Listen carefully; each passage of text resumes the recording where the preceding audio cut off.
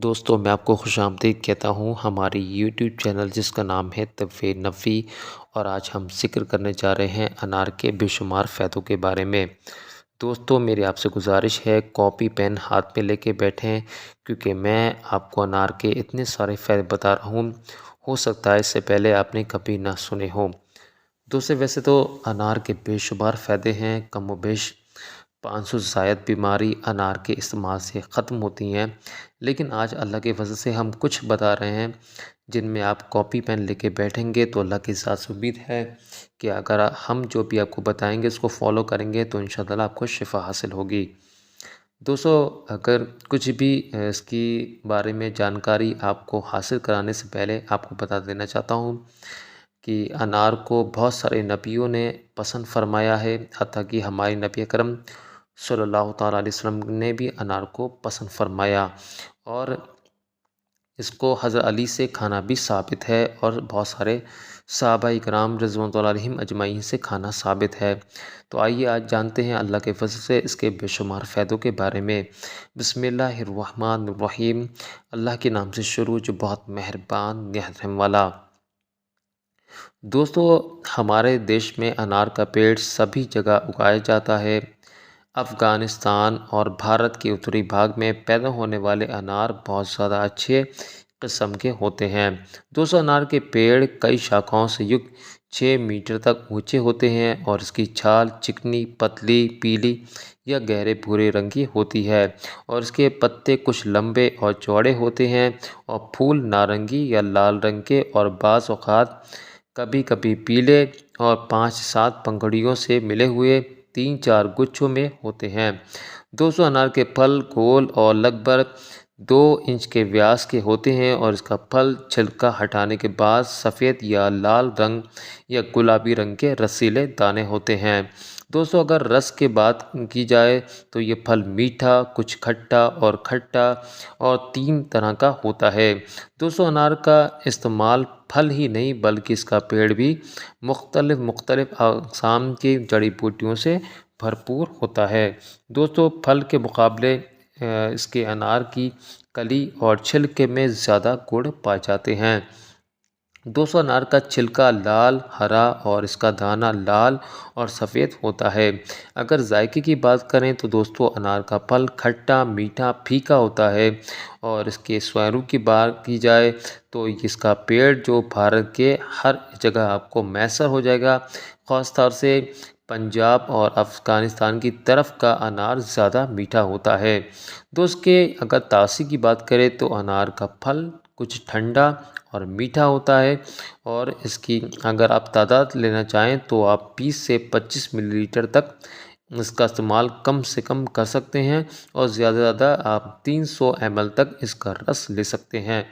दोस्तों इसके बीजों का चूर्ण 609 ग्राम की तादाद तक आप ले सकते हैं। बस ये याद रखिए जो लोग ठंडी प्रकृति वाले हैं जैसे कि कश्मीर के ममालिक के लोग हैं या बहुत ज़्यादा ठंडे इलाके में जो लोग रहते हैं तो ये उन लोगों को नुकसान कर सकता है। दोस्तों मीठा अनार बुखार वालों को और खट्टा अनार सर दर्द मिजाज वालों के लिए नुकसानदेह हो सकता है। अनार के इस्तेमाल से शरीर में खून की कमी दोस्तों दूर होती है। ये पेट को नरम करता है, पेशाब को लाता है, दिल के लिए बहुत मुफीद है, प्यास को ख़त्म करता है, मनी को पुश करता है, जिस्म के हर एक अज्जा को पोषक देता है। और इसका इस्तेमाल इसके अनारदाने का बारीक चूर्ण जो कि खाना डाइजेस्ट करता है, भूख बढ़ाता है और मंदागिनी जैसे हमने कहा था मंदागिन कहते हैं वो जिनको भूख नहीं लगती उसकी बीमारी को उजागर करता है। इसके अलावा दोस्तों अनार अपच, अतिसार, गले के रोग, कमज़ोरी और खांसी में इंतहाई मुफीद है। दोस्तों साइंस की रिसर्च की बात करें तो अनारदाने में करीब 78% जो है वो पानी और उसके अलावा 14.5% कार्बोहाइड्रेट और कुछ थोड़ी सी मात्रा में प्रोटीन और बहुत ही कम मात्रा में फ़ैट होता है। इसके अलावा इसमें दोस्तों phosphorus, calcium, sodium, magnesium, potassium, जैविक अम्ल, तांबा, लोहा, गंधक, टैनिन, शर्करा, विटामिन्स होते हैं। दोस्तों फल की छाल में करीब 25% और तने के गूदे में 25% और पत्तियों में 11% और जड़ की छाल में करीब 28% टैनिन होता है। दोस्तों अब बात करते हैं कि अनार जितने हमने आपको अल्लाह के फजल फ़ायदे बताए, अब ये किस किस बीमारी में काम आ सकता है। तो हमने कमोबेश 500 बीमारियां थी जिनमें ये पूरी तरह से फ़ायदेमंद है, लेकिन हमने कुछ निकाली हैं ताकि आप इस पर बआसानी अमल कर सकें और अल्लाह की वजह से ठीक हो सकें। पहले नंबर पे आता है नाक से खून आना, जिसे बोलते हैं नक्सीर की बीमारी। दोस्तों अनार के रस को नाक में डालने से नाक से खून आना यानी कि नक्सीर का रोग ख़त्म हो जाता है। आप इसका इस्तेमाल जब भी आपके नाक में खून निकले तो इसकी रस की बूंदें दो अपने नाक बना लें, तो अल्लाह ने चाहा तो इंशाल्लाह शिफा हासिल होगी। इसके अलावा दूसरा जो एक रोग है जिसको बोलते हैं बहुमूत्र, इसका मतलब क्या होता है, पेशाब जिनको ज़्यादा तादाद में आता है इसको बहुमूत्र कहते हैं। दोस्तों अगर आप इस बीमारी को दूर करना चाहते हैं तो आपको क्या करना होगा, 1 चमचा अनार के छिलकों का चूरन लेना होगा। अनार के छिलकों का चूरन कैसे बना सकते हैं दोस्तों, तो आपको क्या करना है, आप जब भी अनार खाएं तो अनार के ऊपर का छिलका उतारें और इसके छिलके को अच्छी तरह से साफ़ करके आप जो है वो धूप में सूखने रख दें और फिर इसको जब आप देखें कि ये पूरी तरह से सूख गया है और इसका फिर आप जो है पाउडर बना लें, तो ये अनार के छिलके का जो है पाउडर कहलाता है। इसका हम आगे बताएंगे इस्तेमाल कहाँ कहाँ होता है। तो ये आपके पेशाब में जो बार बार पेशाब आता है ख़ास तौर से औरतों को, तो इस तरह की बीमारी को दूर करता है। अब बात करते हैं चेहरे की ब्यूटीनेस, यानी कि इसको हिंदी में क्या कहेंगे, चेहरे के सौंदर्य। तो देखिए दोस्तों, गुलाब जल में अनार के छिलकों के बारीक चूर्ण को अच्छी तरह लेप बनाएं। उस लेप को सोते वक्त आप रोज़ाना लगाएं और सुबह के वक्त चेहरा धो लें। तो दोस्तों ऐसा करने से चेहरे के आपके दाग, निशान, झुर्रियों और धब्बे इंशाल्लाह दूर हो जाएंगे और इंशाल्लाह चेहरे में चमक आएगी। लेकिन ऐसा आप रात को सोते वक्त करें तो इंशाल्लाह मज़ीद आपको फ़ायदा होगा।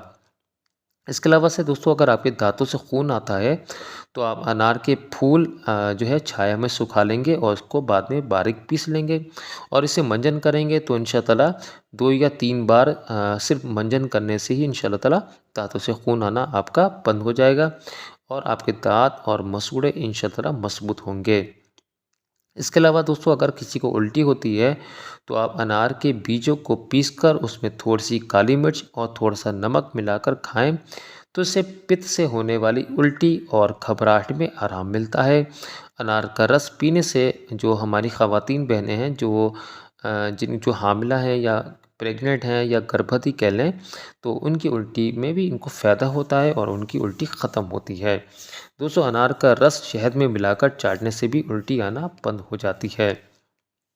इसके अलावा सर दोस्तों, जो लोग पित्त के रोग हैं, जिनको पित्त का रोग रहता है, तो वो लोग अनार का ऐसे इस्तेमाल कर सकते हैं कि पके हुए जो अनार हैं उनका रस में शक्कर मिलाकर पिएंगे तो इंशाल्लाह उनका पित्त का रोग ख़त्म होगा। शक्कर से मुराद क्या है, चीनी नहीं जो मार्केट से बाजार से लाते हैं, शक्कर यानी कि पंसारी की दुकान में मिलती है। इसके अलावा दोस्तों, अगर आपको अरुचि है, अरुचि का मतलब होता है जिनका खाना डाइजेस्ट नहीं होता या ये कह लें कि खाना पचता नहीं है, तो अनार के दाने आप चबा चबा कर खाएं, उसका इससे भी इंशाल्लाह अरुचि का जो आपको रोग है अल्लाह ने चाहा तो इंशाल्लाह ठीक हो जाएगा। इसके अलावा अगर आपको ज़्यादा प्यास लगती है तो अनार के दाने आप रोज़ाना खाएं और थोड़ा थोड़ा इस्तेमाल करें सुबह दोपहर शाम, तो इंशाल्लाह आपको शिफा हासिल होगी। इसके अलावा दोस्तों, अगर आपको बुखार या किसी तरह की आरूची है, मतलब ऐसा होता क्या है दोस्तों, जब इंसान को लंबे वक्त से बुखार होता है तो उसका चेहरे में, मतलब उसके मुंह में जो आरूची सी टाइप सी महसूस होती है। मतलब क्या है कि जो मुंह है वो उसमें कड़वाहट महसूस होती है। तो अगर आपके साथ ऐसा कुछ है तो आप अनार का रस बराबर रोज़ाना लें, इंशाअल्लाह आपकी आरूची ठीक होगी और इंशाअल्लाह आपको शिफा हासिल होगी। इसके अलावा दोस्तों, अगर आपको प्यास ज़्यादा लगने की शिकायत है तो आप रोज़ाना अनार का थोड़ा थोड़ा रस पी सकते हैं, तो इंशाअल्लाह इसके पीने से ही आपको ज़्यादा प्यास लगने की शिकायत दूर हो जाएगी। इसके अलावा अगर आपको बुखार के अलावा दीगर आपको अगर बड़ा बुखार है और काफ़ी लंबे से बुखार है तो आप पके हुए अनार के 10 ग्राम रस में 7 ग्राम शहद मिलाएंगे और 4 ग्राम गाय का घी मिलाएंगे। अगर गाय का घी मैसर नहीं होगा तो आप जो है भैंस का देसी घी भी मिला सकते हैं। इंशाल्लाह इसको मिला के लेंगे तो इंशाल्लाह आपका पुराने से पुराना बुखार उतर जाएगा इंशाल्लाह। इसके अलावा दोस्तों अगर आपको पीले का रोग है तो आप अनार के 20 मिलीलीटर रस में 10 ग्राम मिश्री मिलाकर सुबह शाम लेंगे तो इंशाल्लाह कुछ ही दिनों में आपका पीले का रोग ठीक हो जाएगा।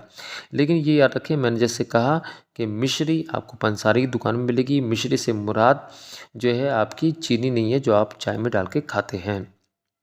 इसके अलावा अगर आप ज़्यादा बोलते हैं और ज़्यादा बोलने पर आपके जो मुंह का जो स्वर है वो बिगड़ गया है तो आप अच्छा पका हुआ अनार रोज़ खाएं तो इंशाल्लाह इससे गले की बहुत सारी बिगड़ी हुई आवाज़ कुछ ही दिनों में इंशाल्लाह ठीक हो जाएगी।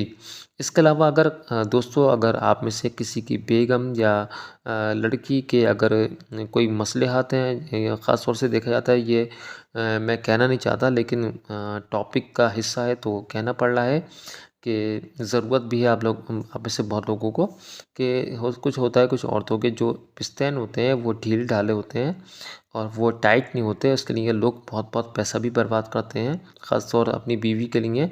और कुछ ख़वातीन बहन अपने पिस्तैन को सुडौल बनाने के लिए, तो आपको क्या करना है, आप एक ताज़ा अनार लेंगे और उसको अच्छे से पीस लेंगी और 200 या 250 मिलीलीटर सरसों के तेल में इसको डालकर गर्म कर लें और इस तेल की मालिश आप कुछ दिन तक करें तो आपके इंशाअल्लाह जो स्तन है वो सुडौल और सख्त और खूबसूरत बन जाएंगे इंशाल्लाह।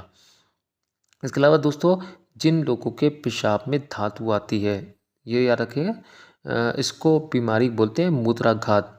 ये याद रखें कौन सी धातु आती है, जैसे कि वीर्य वगैरह आता है या पेशाब में जो पेशाब के साथ कहते हैं ना कि हमारी बूंद बूंद वीर्य निकल रहा है या पेशाब में धातु आ रही है। तो अगर आपको साथ ऐसा कोई मसला है तो आप लगभग 50 ग्राम अनार के रस में छोटी इलायची के जो बीज हैं उनका चूर्ण निकाल लेंगे और सोंठ मिलाएंगे, कितना, आधा आधा ग्राम, और इसके मिला के पीएंगे तो इंशाअल्लाह आपको इस बीमारी में शिफा हासिल होगी। ये याद रखें, पेशाब में धातु आने की बीमारी कमोबेश 60% लोगों को है और लोग उसको एक ज़माने से इसका इलाज कर रहे हैं लेकिन फ़ायदा नहीं होता। तो ये याद रखें क्या करना है, 50 ग्राम कम से कम आपको इसका अनार का रस लेना है और उसमें छोटी इलायची किसे बोलते हैं, सफ़ेद इलायची को, और आधा ग्राम चूर्ण लेना है इसका। और आपको सोंठ किसे बोलते हैं, अदरक जो सूखी होती है हर पंसारी या किराना स्टॉल पे मिल जाएगी आपको, ठीक। तो आधा ग्राम ला के पीना है, अल्लाह ने चाहा इंशाल्लाह आपको शिफा हासिल होगी। इसके अलावा अगर आपके दोस्तों चेहरे पे मुहासे हैं तो आप अनार के बीजों का लेप बनाकर मुहासों पे लगाएं तो इंशाल्लाह इससे आपके मुहासे पूरी तरह ठीक हो जाएंगे। इसके अलावा किसी बहन को मासिक धर्म की गड़बड़ी है या पीरियड्स की प्रॉब्लम है तो आप अनार के थोड़े से छिलकों को सुखा लें, फिर उसका चूर्ण बनाकर शीशी में भर कर रख लें और फिर इसमें एक चम्मच सुबह खा के पानी पिएँ और इंशाअल्लाह इससे ऐसा करने से जो आपको पीरियड्स के दौरान ज़्यादा खून आता है तो इंशाल्लाह ये दिक्कत दूर हो जाएगी। इसके अलावा जो मर्द हज़रात जिनको एहतलाम की बीमारी है, जिसको स्वप्न दोष बोलते हैं, तो अनार के सूखे पिसे हुए छिलके के आप बारीक चूर्ण को 1 चम्मच रात को सोते वक्त ठंडे पानी से मुराद फ्रिज का ठंडा या बर्फ़ का ठंडा पानी है, बल्कि कॉमन पानी। तो आप इसकी फंकी लेंगे सोते वक्त और चाहें सुबह 1 चमचा और शाम को 1 चमचा अनार के छिलके का चूर्ण लेंगे तो इंशाल्लाह आपको शिफा हासिल होगी। और तादाद कितनी है, 5-5 ग्राम आपको लेना है सुबह और शाम। इसके अलावा दोस्तों पेट के तभी तमाम तरह के रोग, खट्टे और मीठे, आप अनार का इस्तेमाल कर सकते हैं। इससे अमाशय, यकृत, तिल्ली, जिगर की कमज़ोरी, पेचिश, दस्त, उल्टी और पेट दर्द में इंतहाई इंशाल्लाह आपको फ़ायदा मिलेगा। इसके अलावा अगर आपके पेट में दर्द रहता है दोस्तों तो अनार के दानों पर काली मिर्च और नमक डालकर चूसें, इंशाअल्लाह पेट का आपका दर्द जाता रहेगा। और ऐसा करने से भूख भी लगती है और पाचन शक्ति दुरुस्त होती है। इसके अलावा नमक और काली मिर्च का पाउडर आप मिलाकर अनार के रस में इस्तेमाल कर सकते हैं।